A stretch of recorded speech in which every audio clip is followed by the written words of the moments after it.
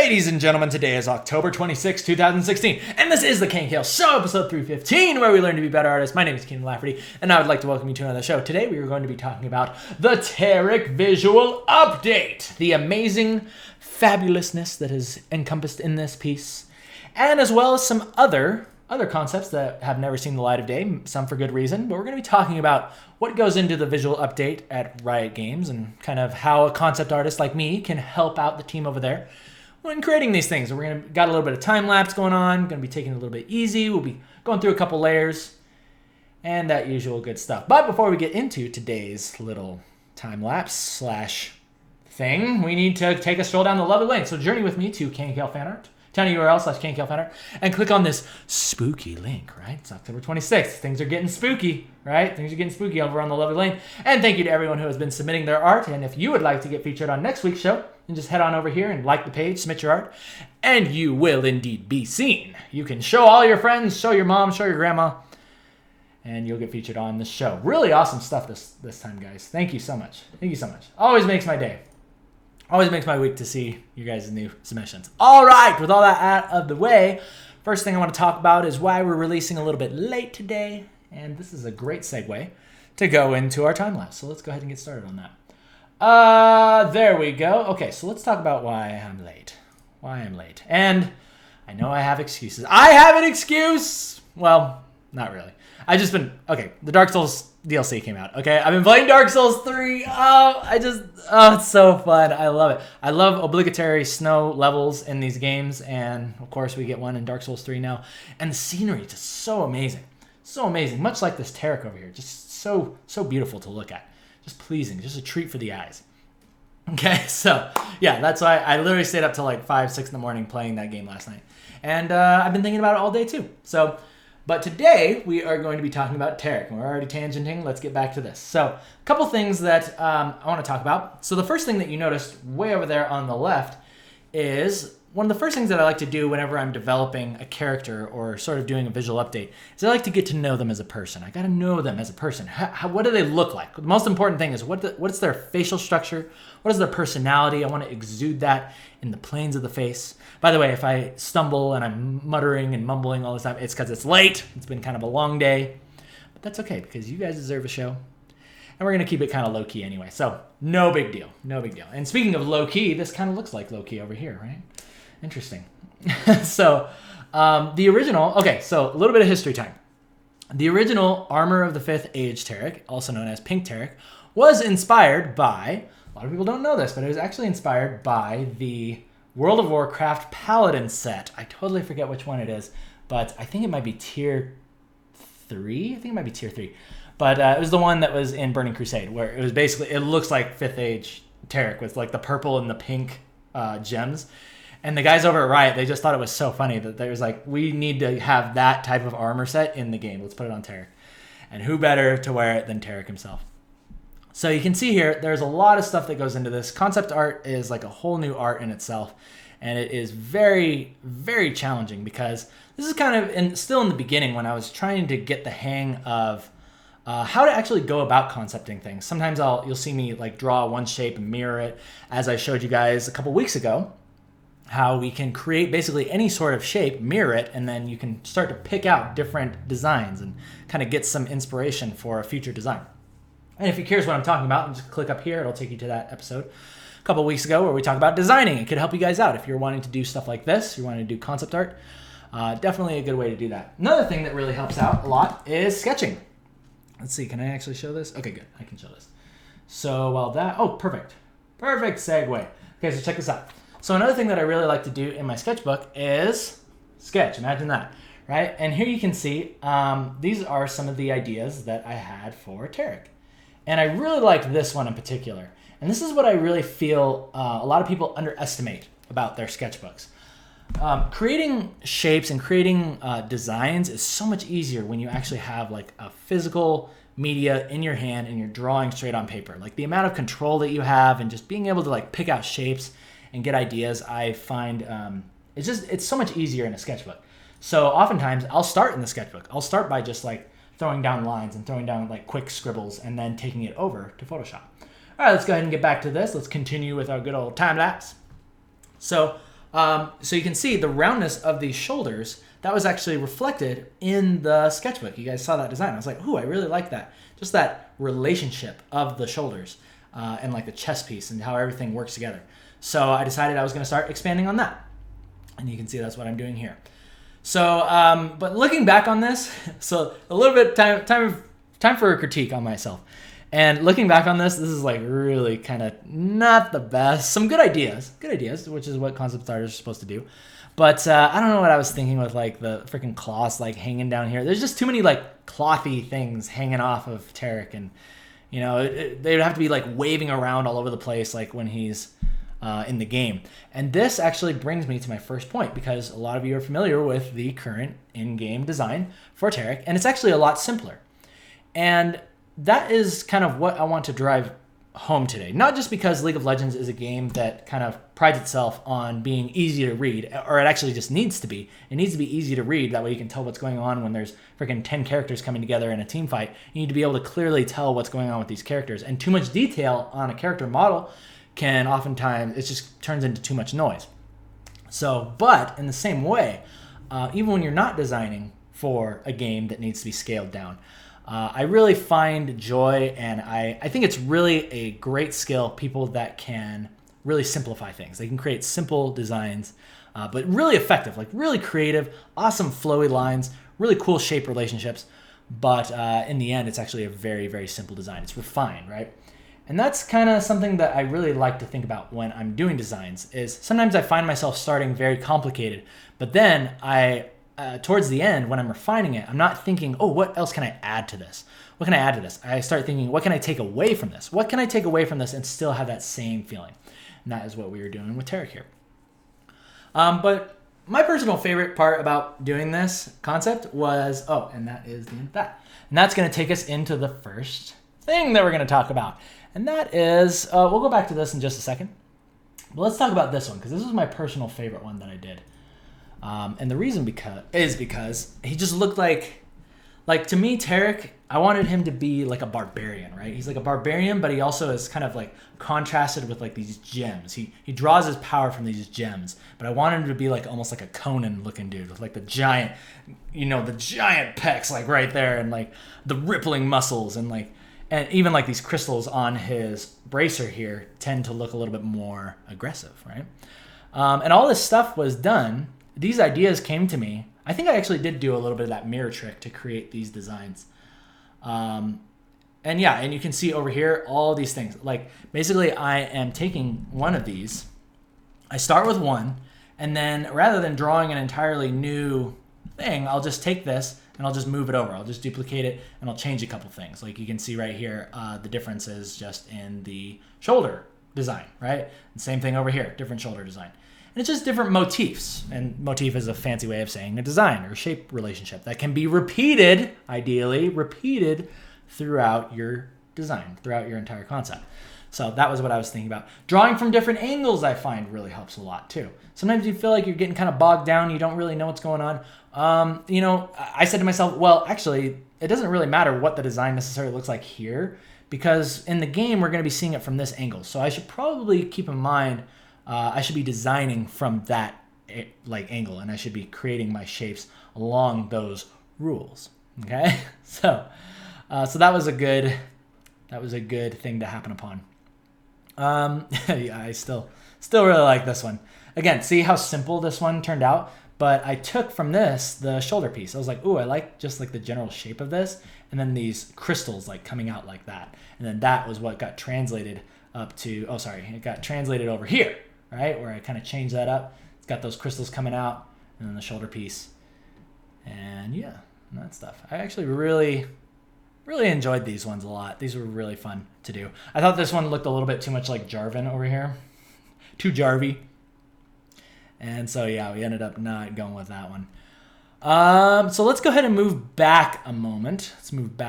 Oh yeah, so you can see here. Oh, these are just more of the same thing. In fact, I think these are the same concepts that were on the other page, but you can see this awesome facial sketch right here, which I really liked. I really believe in just like you gotta know the character. Like you gotta put a face on the character, and then everything just seems to like fall into place. Like once you can see a person, then you can imagine what kind of clothes they would wear. You can imagine kind of like the designs that they would enjoy, and you can kind of sort of like make up their personality. And I find that that helps a lot. Maybe it's just more of a mental game for me, but it helps me out a lot when I am coming up with my designs, because I'm not designing for me, I'm designing for Tarek, right? Tarek the Barbarian, the gem Barbarian, right? Okay, cool. So here is the next step. So we started moving on to, and this is another rule that I'm going to teach you guys if you start doing, or if you are currently doing artwork and concept art, really good rule to live by, And that is that when you're doing concepts, you want to think about 3 different things. And my old coworker, Larry Ray, taught me this rule, and I was like, oh, it's so genius. Okay, so here's what you want to do. You want to think about designing at least 3 things, and this is for a main fundamental human reason, and that is because humans love choice, right? We don't want too much choice. Don't put out like freaking 20 things, but sometimes you want to just like narrow it down to like maybe 3 or 4. Now, the spectrum. The spectrum will range from, basically you want to create something that is exactly what the client says, like, and nothing more. Exactly what the client says they want. Be like, oh, I want pink Tarek with leg warmers, right? This is basically what I did with D, because this is very similar to the current one, right? I was thinking, okay, let's take what is currently in the game. Let's just kind of like change it up very slightly, kind of clean some things up, and just basically make it a better version of what's already there. Then as you move over, you want to start getting more extravagant. So this is the way I like to do it. Create what the client exactly wants. Then you want to go super crazy, right, on one side. And then in the middle, you try to find something in between. Mix what your client wants and mix something that they didn't ask for, but you thought would be a cool idea, and try to find, just give them a good spectrum to look across, and then they can make the choice from there. All right, so we ended up going with, and that was this one right here, where it's like the giant gems literally just floating off of his shoulders, which I thought was pretty cool. We didn't end up going with this, but I think they liked the idea of this shoulder piece. They really liked the idea of the shoulder piece. And also, let me go ahead and show you guys the hammer ideas. The hammers, yeah. So this was totally done with that reflection technique where I draw one side of it and then just flip it over. Just doing silhouettes, and look, it's just like a few colors. It's black, gray, and pink to show where the stones would be. And this is just getting a general idea, because you can take this is what I love about doing it this way, is that you can take this shape and then you can ask yourself, okay, well, this might not be the final version. You might want to like add a few more things into here, but this general shape language, you can start to pick things out, right? And be like, okay, well, the general shape language does these types of things. It's sort of like boxes and curves. So with that, you can basically create a new design, right? And let me show you guys basically what I'm talking about right here. I'll make a new design right before your very eyes, okay? Now don't be afraid, because this is, I'm a professional and I have this under control, okay? So we now know the shape language, which is boxes and curves. And then watch this. I'll take that. Let me go ahead and delete this. Delete that. We duplicate it and flip it over. Oh, look at that. Cool. Cool little motif right there. But what I was going for was this. See right there? Now that in itself could be the start of another hammer design. That could be, say, like the metal part. This could be like metal, and then you could have like gems kind of sticking off through here. That type of thing. And see how easy that is? See how easy that is? Once you develop like a shape language, this basically leads to that. And you might like that more, or you might want to go back to your old design. So never feel like it needs to be perfect right off the bat. And for heaven's sake, do not try to design your weapons or symmetrical patterns by drawing both sides, okay? Don't do this, okay? I've seen too many people, too many artists have thrown themselves off the top of buildings because they tried to design this way. Actually, no, that's actually pretty morbid, but it is Halloween. So the ghosts of the artists that threw themselves off the buildings will haunt you if you try to draw like this. So don't do it, okay?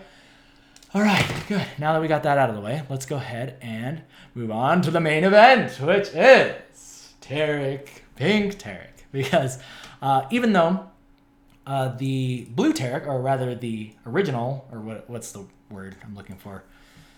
Classic skin Tarek, the classic skin Tarek visual update didn't end up looking like this in the least.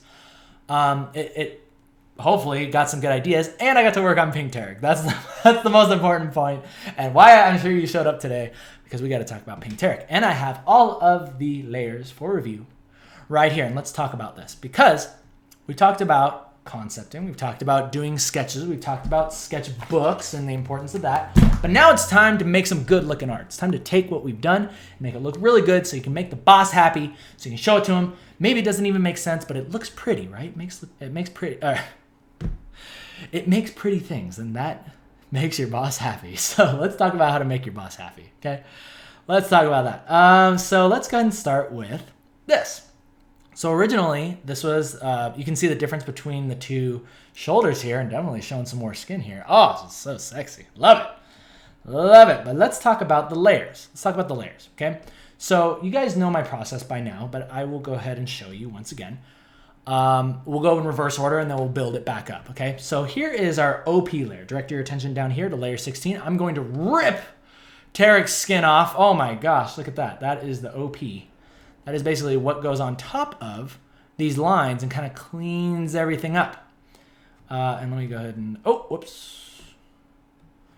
Let me go ahead and fix that. Okay, so turning on and off, on and off. Now what is happening here?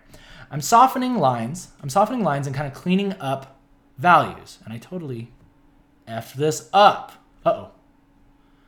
Uh-oh. Hang on, guys. Okay, let's go back. There we go. Okay, whew, that was close. Okay, so you're turning this on and off. You can see how before there was like lines that would like determine like the ends of all these, like basically like his torso there, and like there's a lot of just like kind of messy stuff. The OP layer allows us to go in there and really begin to like sharpen our edges. There can still be lines. In fact, there's still lines there. But it's more so about just like cleaning edges up. Like take a look right here at the belt, where the belt meets the skin. You can see right there, we're just cleaning that up. And if you do that, then you will make your boss happy. Okay, let's move on. So we have layers. We have a multiply layer. Let's go ahead and get rid of that. Now, why did I put that on there? Well, because I wanted to have a little bit more contrast with the level behind him. This is put there on purpose because we want to see how, we want to imagine this model was actually in the game, and we want to know how it's going to look on top of Summoner's Rift, right? So you got greens, you got grays, a lot of midtones. So right here, it was a little bit too bright at the bottom. Also, another rule of thumb is when you're designing skins or stuff for this type of a game, it's nicer to have more contrast towards the top of the character. So that's why as things go down below, down further, they're more in shadow and they become more close to the value of the ground beneath it, right?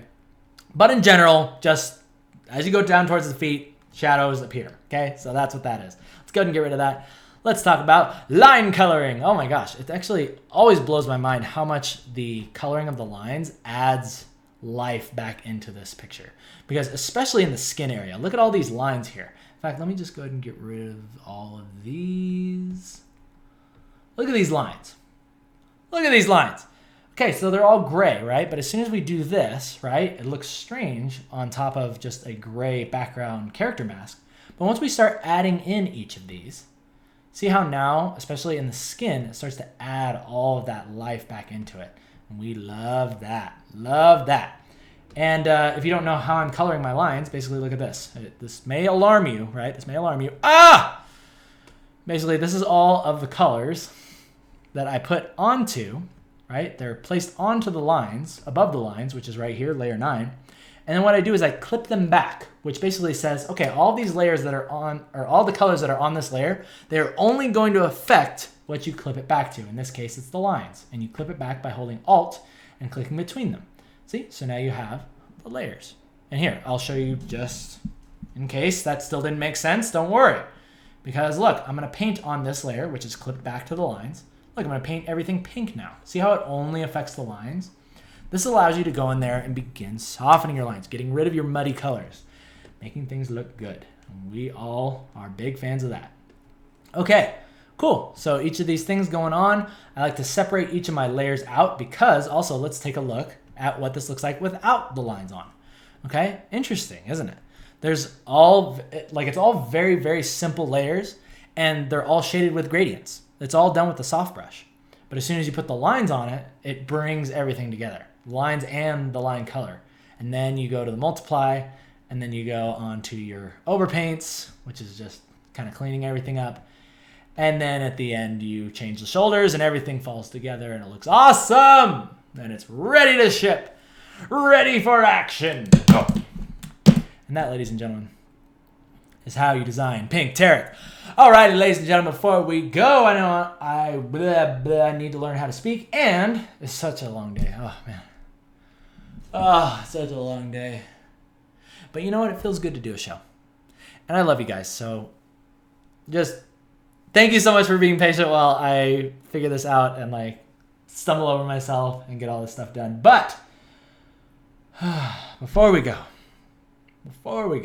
it is time for some Question Catapult. Question Catapult. So click the wrong buttons and everything. Man.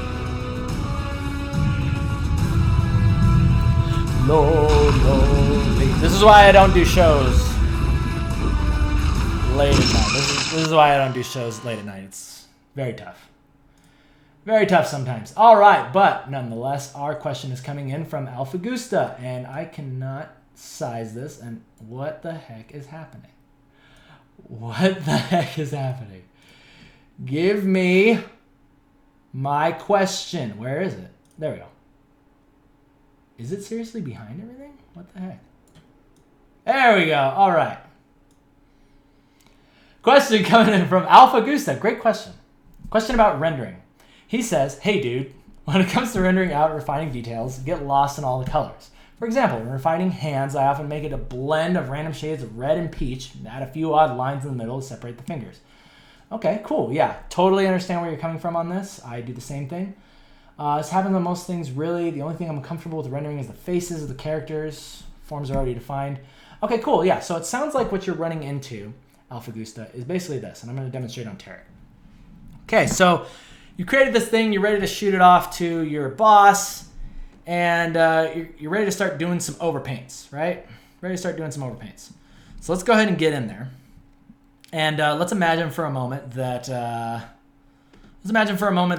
values were not properly laid out, because I'm sure this is what starts happening. In fact, actually, let me go back and do this.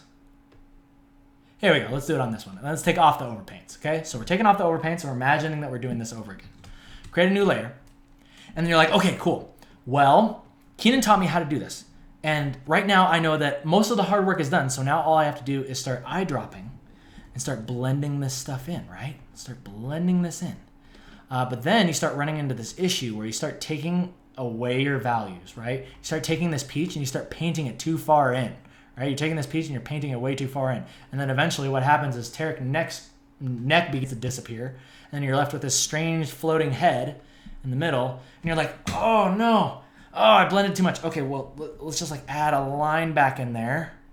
Yeah, there we go. And then it looks kind of cheesy, right? Here's the reason why that happened in the first place, Alpha, is because in the beginning, when you set up your lines, you need to remember that lines are just a representation of a difference in contrast, okay? So here is the formula that you need to be thinking about, okay? And this is probably gonna blow your mind a little bit, but I always think about this. Always think about this. Whenever things start blending together, you wanna think about a line as two different directions, okay? Now there is a difference. We know that this line exists here because there's a difference in contrast, okay? So we know that one side needs to be lighter, AKA the face, right? The face looks good as the lighter value. And therefore we know that on the other side, it needs to be darker. We need a darker contrast here. So let's go ahead and do that. So rather than relying on this line, see, once I take this away, do you notice how that line exists because of that difference in contrast? See, there's a little bit of a line there, but do you see how it kind of like blends in this area? It blends here, and then here it also blends. And then also on the hair, right? There's a difference in contrast right here in the hair. Not a crazy amount of contrast, but it's still there nonetheless. There's contrast here on this edge. Okay, so that's what I want you to watch out for, okay? Because I have no doubt that probably what's happening is you're doing this type of thing and then you're trying to add lines back into it. Same thing here. You might be taking some of this hair and you're trying to like render it out. But see how when I push this value into this pink, now it's really unclear where that line is. Remember, you need to think about this. Which side is the dark side? Which side is the dark side and which side is the light side? Okay. Now you can fix this one of two ways, right? Because I could just as easily take this dark shape as I'm swallowing my spit. You could take this darkness over here and you can put it right there. See, now that line has been brought to the surface, right? Now we can see the difference between the hair and the shoulder. But see how before, actually the line was created by the darkness of the edge of the hair. So just because you do it one way, that's what I'm getting at, is that both solutions work. Both solutions work, and really it's up to you. And you might be saying, wait a minute, Keenan. Are you saying that me, as the artist, I can determine the laws of the light in the picture, and oh man, I could like not do it 100% perfect, and no one would notice? Yes, that is exactly what I'm telling you. That is exactly what I'm telling you. You are in control of your own painting. You can do whatever you want. You can create whatever freaking rules you want. The light can bend in whatever way. The point is that you gotta the most important thing is that you tell the story properly. You tell the story of this is this character's face. Here is this character's hand, right? Don't mush it all together, right? And another really good way to do this is just study your own hand, right? Because look at this. See, it basically is a line that's existing there. There's not much of a difference between the value of this finger and this right here. But do you see how the value changes slightly as the shadow goes in there? And that allows you to see the difference. That allows you to see the edge. So that's what you want to think about lines as. Whenever you start painting out your lines or trying to do more realistic stuff, don't think in terms of lines. Think of this is a difference between light and dark. So which side is going to be the light side, which side is going to be the dark side. And I hope that helps you out, Alpha Gusta, and I hope that helps you out, the rest of you awesome artists out there. Alrighty, ladies and gentlemen, with all that out of the way, we're going to say thank you to my amazing sponsors. Laura Bashir, David Cariello, and Megan Gwynn. Thank you guys so much for sponsoring the show. Thank you so much to everyone who watches the show, tells your friends about it, and of course everybody on Patreon too. And if you would like to support the show on Patreon, then just click up here. That'll take you over to the site where you can download all of the PSDs from the prior shows and also a bunch of other cool little goodies over there. So yeah, head over there, get your Halloween candy, get your goodies. And you guys have a great Halloween. And I would love to see more Halloween themed stuff in the next few days. And then after that, we're going on to Thanksgiving and then Christmas. Christmas is around the corner and snow is going to be here. And then it's going to be time for some snowboarding. And that's going to be great. I haven't snowboarded in years. Oh man, I'm going to have to wear a big helmet from a big old noggin, man. Because if I fall down, like I'm not a young man anymore, right? Because if I take a big tumble, like that could be very detrimental to the future of the show. So we're going to make sure that we're very safe and sound about that. You guys take care of yourselves. I will see you next week. And until then, you guys stay awesome. See ya.